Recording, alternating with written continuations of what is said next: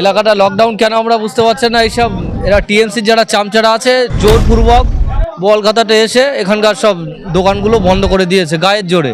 কারণ আমরা যদি এসে এখানে লোকজনদের সঙ্গে সাক্ষাৎ করি, সাক্ষাৎ করলে কি হবে, এমনি এখানকার লোকজনরা বুঝেই গেছে এখানকার লোকেরা কিন্তু ভোট দিতে ইচ্ছুক না, এরা ভোটও দিতে পারে না। 2011 সালের পর থেকে জোর করে এরা ছাপ্পা মেরে ভোট করায়। তাই আপনাদেরকে বলছি, বলঘাটার যারা বাসিন্দারা আছে, শাসনের যারা বাসিন্দারা আছে, আপনারা প্রত্যেকে 29 তারিখে ভোট দিতে যাবেন। সঠিকভাবে ভোট হবে, কেউ কোনো ছাপ্পা মারতে পারবে না। আপনারা গিয়ে আপনাদের গণতান্ত্রিক অধিকারটা আপনারা প্রয়োগ করবেন ভোট বাক্সে। মিটিং মিছিলে বাধা দেওয়া হচ্ছে কারণ আপনারা বুঝতে পারছেন তো, আমরা সঠিকভাবে যদি মিটিং মিছিল করি তাহলে এই যারা রুলিং পার্টি এদের টিকি খুঁজে পাওয়া যাবে না। যত কম মিটিং মিছিল করতে পারি, যত পারমিশন না হয়, যত মিটিং মিছিলে বাধা দেওয়া যায়, তত এদের লাভ। আমাদের মিটিংটা বাজেয়াপ্ত করার জন্য এদেরকে এইসবগুলো করানো হচ্ছে।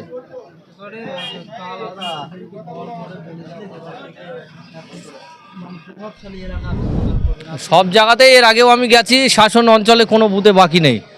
তেয়াটা বুথেও আমি গেছি, এই আপনার দেবপুকুর বুথেও গেছি, এখনও এসছি। এটা কোনো ব্যাপার না, সব বুথেই ঢুকতে পারবো। আমি আপনাদের হয়তো একটা জিনিস জানতে ভুল হচ্ছে যে সিকিউরিটি থাকলে কী হবে, ওরা কোনো কিছু বাজে কাজ করলে এদের তো বিশ্বাস নেই, নোংরামু করে, এরা সিকিউরিটি প্রুফ থাকবে, এইটাই বললাম আপনাদেরকে।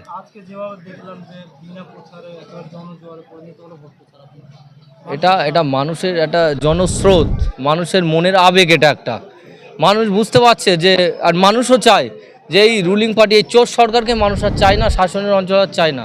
শাসনের অঞ্চলের মানুষেরা চায় যে শাসনের মানুষকে দ্বারাই শাসন শাসিত হোক।